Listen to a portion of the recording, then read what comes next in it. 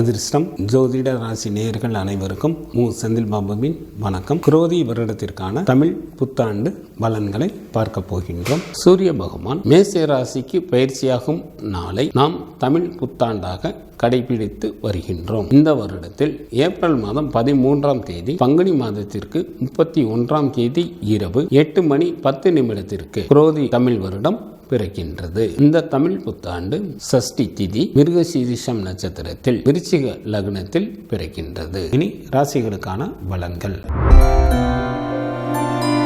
நேர்மையான முறையில் தலைமை தாங்கி அனைத்து காரியங்களையும் வெற்றிகரமாக நடத்தும் மேசராசி அன்பர்களே, இந்த குரோதி வருடத்தில் தங்களது ஜென்ம ராசி மற்றும் ராசிக்கு 2ஆம் இடத்தில் குரு பகவானும், ராசிக்கு 6ஆம் இடத்தில் கேது பகவானும், ராசிக்கு லாபஸ்தானத்தில் சனி பகவானும், ராசிக்கு விரயஸ்தானத்தில் ராகு பகவானும் அமர்ந்து பலன்களை வழங்குகின்றனர். மேசராசிக்கு தொழில் ஸ்தானத்திற்கும் லாபஸ்தானத்திற்கும் அதிபதியான சனி பகவான் தங்களது லாபஸ்தானத்திலேயே அமர்ந்து இருப்பதால் தங்களுக்கு பல்வேறு வழிகளிலும் பல நன்மைகளை வழங்குகின்றார். புதிய வேலைக்காக முயற்சி செய்யும் அன்பர்களுக்கு நல்ல வேலை கிடைக்கும். வேலையில் இருப்பவர்களுக்கு பதவி உயர்வு மற்றும் ஊதிய உயர்வும் கிடைக்க பெறுவீர்கள். வெளிநாட்டு வேலைக்கு முயற்சி செய்யும் அன்பர்களுக்கு தாங்கள் எதிர்பார்த்தபடி நல்ல வேலை அமையும். தனவரவு மிகவும் அதிகமாக இருக்கும். எண்ணியவை யாவும் எளிதில் முடியும். பதவி, பரிசு, பாராட்டு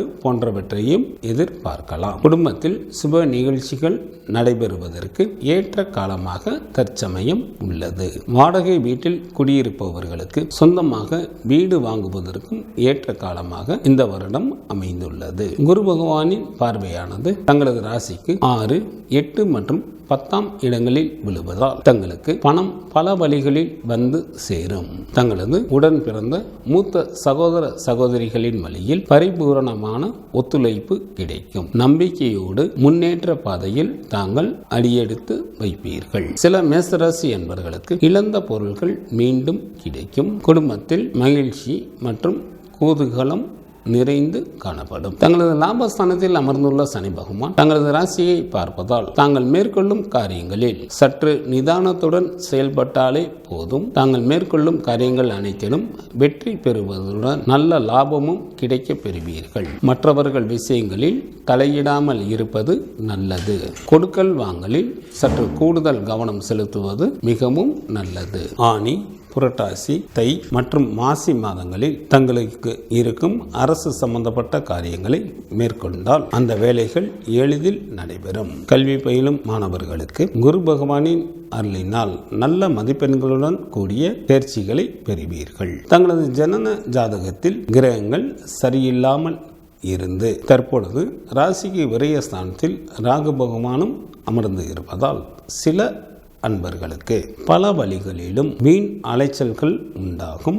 மனதை பாதிக்கக்கூடிய நிகழ்வுகளும் நடைபெறும். குடும்பத்தில் வீண் குழப்பங்கள் உண்டாவதற்கும் வாய்ப்புகள் உள்ளதால் எந்த ஒரு செயலையும் மிகவும் கவனத்துடன் மேற்கொள்வதன் மூலமாக இந்த நிகழ்வுகளை தவிர்க்க இயலும். பெண்களுக்கு ஆவணி மாதம் 10ஆம் தேதி முதல் புரட்டாசி மாதம் 27ஆம் தேதி வரையிலும், கார்த்திகை மாதம் 15ஆம் தேதி முதல் மார்கழி மாதம் 15ஆம் தேதி வரையிலும் எச்சரிக்கையுடன் எந்த ஒரு காரியத்தையும் மேற்கொள்ள வேண்டும். மற்ற காலங்கள் அனைத்தும் தங்களுக்கு மிகவும் நன்மை செய்யக்கூடிய காலங்களாகவே இருக்கும். சுப்பிரமணியர் வழிபாடு தங்களுக்கு நன்மையை தரும். குரு பகவான் வழிபாடு தங்களுக்கு யோகத்தை அளிக்கும். குரோதி வருடத்திற்கான வெண்பா. கோர குரோதிகளில் கொள்ளை மிகும் கல்லறினால் பாரினில் சனங்கள் பயமடைவார். கார்மிக்க அற்ப மழை பெய்யும் அக்கம் குறையுமே. சொற்ப விளைவு உண்டனவே சொல். இந்த குரோதி வருடத்திற்கான நவ நாயகர்களாக ராஜாவாகவும்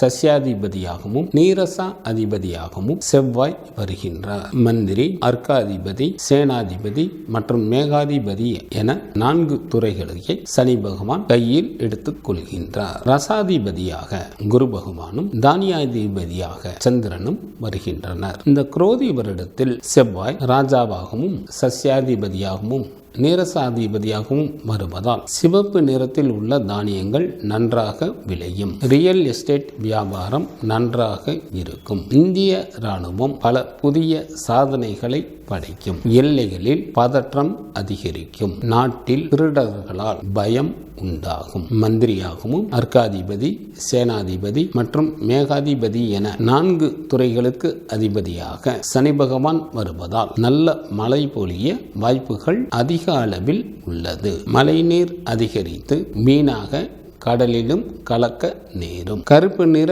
மேகங்கள் கோட்டை மேகமாக உற்பத்தியாகி பல இடங்களிலும் பரவி அனைத்து இடங்களிலும் எல்லா நேரங்களிலும் மழை பொழியும். சில இடங்களில் பெரிய அளவில் நிலநடுக்கம் மற்றும் பூகம்பம் ஏற்படும். முக்கிய மலை பிரதேசங்களில் இடைவிடாது மழை பொழிவு ஏற்படும். பறவைகளின் இனவிருத்தி அதிகமாக இருக்கும். இந்த வருடத்தில் பறவை காய்ச்சல் வியாதி பரவும். பூமியின் விலை குறையும். காலம் தவறி மழை பெய்வதால் தேவைப்படும் நேரத்தில் மழையின் அளவு குறைவாகவும் தேவையில்லாத நேரத்தில் மழையின் அளவு மிக அதிக அளவிலும் நடைபெற இருப்பதால் பொதுமக்கள் சில இடங்களில் உண்ண உணவின்றி தவிக்க நேரிடும். இதனால் மக்களிடம் பணப்புழக்கம் குறைவாக இருக்கும். சில இடங்களில் பசியும் பட்டினியும் அதிகரிக்கும். இராணுவத்திற்காக அதிக அளவு பணம் செலவு செய்ய நேரிடும். ரசாதிபதியாக குரு பகவான் வருவதால் குழந்தைகளின் கல்வி